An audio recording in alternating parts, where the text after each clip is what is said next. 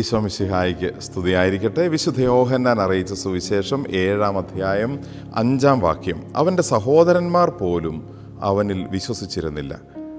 അത്ഭുതങ്ങൾ കാണുകയും അനുഗ്രഹങ്ങൾ സ്വീകരിക്കുകയും ചെയ്തവർ പോലും പൂർണ്ണമായി ഈശോയെ മനസ്സിലാക്കി അവൻ്റെ കൂടെ നിന്നില്ല.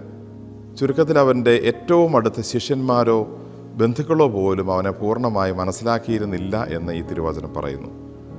ഭൂമിയിലുള്ള എല്ലാ മനുഷ്യനും ആത്യന്തികമായി സംഭവിക്കുന്ന ഒരവസ്ഥ കൂടിയാണ് ഈ തിരുവചനത്തിലൂടെ ഈശോ നമുക്ക് കാണിച്ചു തരുന്നത്. ആത്യന്തികമായി നമ്മളെല്ലാവരും ഒറ്റയ്ക്കാണ്, അല്ലെങ്കിൽ ഒറ്റപ്പെട്ടു എന്ന് തോന്നുന്ന സമയം വരും. അപ്പോൾ എങ്ങനെ പെരുമാറണം, എങ്ങനെ ചിന്തിക്കണം എന്ന് ഈശോ ഇവിടെ പറഞ്ഞു തരുന്നു.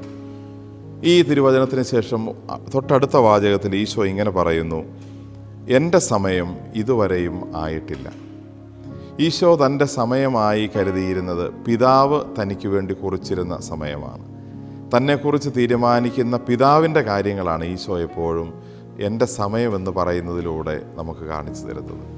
അതിൽ ഈശോ പറയാതെ ഒളിപ്പിച്ചു വച്ചിരിക്കുന്ന ഒരു കാര്യം, എൻ്റെ സമയം തീരുമാനിക്കുന്ന, എന്നോടുകൂടെയുള്ള, എൻ്റെ കാര്യങ്ങൾ നിശ്ചയിക്കുന്ന ഒരു പിതാവിൻ്റെ സാന്നിധ്യം എൻ്റെ കൂടെ ഉള്ളതുകൊണ്ട് ഈ ഭൂമിയിൽ ആരും എൻ്റെ കൂടെ ഇല്ലെങ്കിലും ഞാൻ ഒറ്റയ്ക്കല്ല, ഞാൻ അതുകൊണ്ട് നിരാശപ്പെടുകയുമില്ല എന്നൊരു വലിയ സന്ദേശം ഈശോ നമുക്ക് തരുന്നുണ്ട്. പ്രിയപ്പെട്ടവരെ, നമ്മളും ജീവിതത്തിൽ ഒറ്റയ്ക്കായി ആരും കൂടെ ഇല്ല എന്ന് തോന്നുമ്പോഴും നമ്മുടെ സമയം കുറിച്ച് നമുക്ക് ഓരോ കാര്യവും നിശ്ചയിച്ച് തീരുമാനിച്ചു തരുന്ന ഒരു പിതാവിൻ്റെ കണ്ണുകൾ എപ്പോഴും നമ്മളെ കണ്ടുകൊണ്ടിരിക്കുന്നു. ഒരു ദൈവത്തിൻ്റെ സാന്നിധ്യം എപ്പോഴും നമ്മുടെ കൂടെയുണ്ട് എന്ന ചിന്ത നമുക്ക് നമ്മുടെ ഒറ്റപ്പെടലുകളിൽ വലിയ ആശ്വാസമാകട്ടെ. ആമേൻ.